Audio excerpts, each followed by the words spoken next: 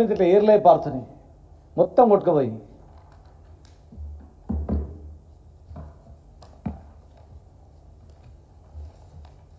ఇదేమో కరెంటు లేక ఎండిపోయిన పంట. ఇది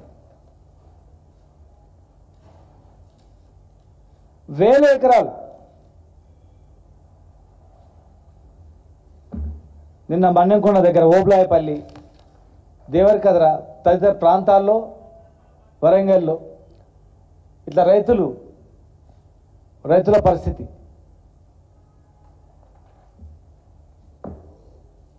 ఘోరమైనటువంటి పరిస్థితి. సావాలనా బతకాలనా ఏంది మా పరిస్థితి అనేటువంటి స్థితిలో ఉంది. ఇవాళ మేము ఒకటే అడుగుతా ఉన్నాం, ప్రభుత్వం మేనిఫెస్టోలో ప్రతి ఎకరాకు బీమా, ఒక్క ఎకరాలో వదిలిపెట్టకుండా మేము ఏ కారణం చేత పంట ఎండిపోయినా, నష్టపోయినా, తడిసినా ఏదైనా కూడా పంట బీమా చేసి మీకు ఇస్తామని అన్నారు. వాళ్ళు ఇచ్చినటువంటి రైతు డిక్లరేషన్లో 5వ అంశం. మరి ఎక్కడ పోయింది పంట బీమా? రైతు కూలీలకు డబ్బులు ఇస్తామన్నారు, ఎక్కడ పోయింది? కౌలు రైతులకు డబ్బులు ఇస్తామన్నారు, ఎక్కడ పోయింది?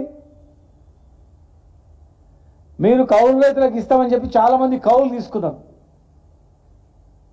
అటు కౌలు రైతు ఇలా ఎండిపోయిన ఈ పంటకు ఎట్లా కట్టాలా?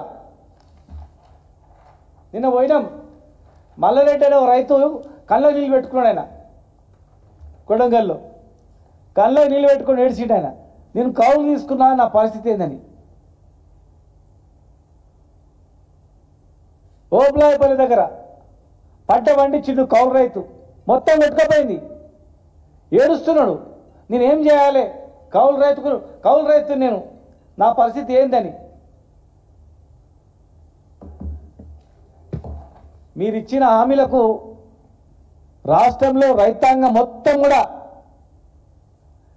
దివాలా తీసింది, రోడ్ల మీదకి వచ్చిర్రు. 2014 కన్నా ముందు ఏ పరిస్థితి వచ్చిందో మళ్ళీ ఆడికి వచ్చింది అంతే. మళ్ళీ కరెంటుకు ఎదురు చూడాలి, ఇలా బుగ్గ వేసి ఎప్పుడు వస్తుందో కరెంట్ అని బయటకు వచ్చి ఇట్లా పైకి చూడాలా, మేఘాలు వచ్చినాయా ఏంది, వర్షం వస్తుందా రాదా అని. ఇలా పరిస్థితి అత్యంత దారుణంగా ఉంది. వీళ్ళు ఇచ్చినటువంటివి హామీలు, ఏ ఒక్క హామీ రైతులకు ఇచ్చే ఒక్క హామీ, కౌలు రైతులకు రైతు బంధు ఇస్తామన్నారు, అది పోయింది. రైతు కూలీలకు ఇస్తామన్నారు, అది పోయింది. పంట బీమా అన్నారు, అది పోయింది. ఎన్నో చెప్పారు. రుణమాఫీ అన్నారు, మొత్తం అది గాలికి వదిలిపెట్టారు, సగం కూడా కాలేదు. రైతు కూలీలకు, భూమి లేని రైతులకు కూడా రైతు బీమా అన్నారు, అది పోయింది. ఇలా భూభారతి వచ్చింది. మరి భూభారతిలో మీరు 6వ అంశంలో పోడు భూములకు, రైతులకు, అసైన్డ్ భూముల లబ్ధిదారులకు క్రయ విక్రయాల్లో అన్ని యజమాని హక్కులు కలిగిస్తామన్నారు. మరి భూభారతిలో ఎందుకు లేదు? భూభారతిలో మీరు ఆ చట్టం ప్రకారం కలిగిస్తాను, మీ చేతిలో ₹1 ఖర్చు కానటువంటి అంశం అది. ₹1 ఖర్చు కానిటువంటి అంశాన్ని అసైన్డ్ భూములు, పోడు భూములు లబ్ధిదారులకు సేమ్ ఈక్వల్ హక్కులు కలిగిస్తామనేటువంటిది ఎందుకు పెట్టలేదు అడుగుతా ఉన్నాం. అంటే మీరు ఒక నయవంచన, మోసం, అధికారంలో రావడానికి ఇష్టం వచ్చినటువంటి మాటలు మాట్లాడు. ఇలా మీరు అంటున్నారు పైసలు లేవు, డబ్బుల కష్టమవుతుందని. మరి ఈ పోడు భూములు, అసైన్డ్ భూములకు యజమాని హక్కులు భూభారతి కల్పించడం డబ్బులు అవసరం పడతాయా? అక్కడ ఎవరికైనా లంచం ఇవ్వాల్సింది వస్తుందా?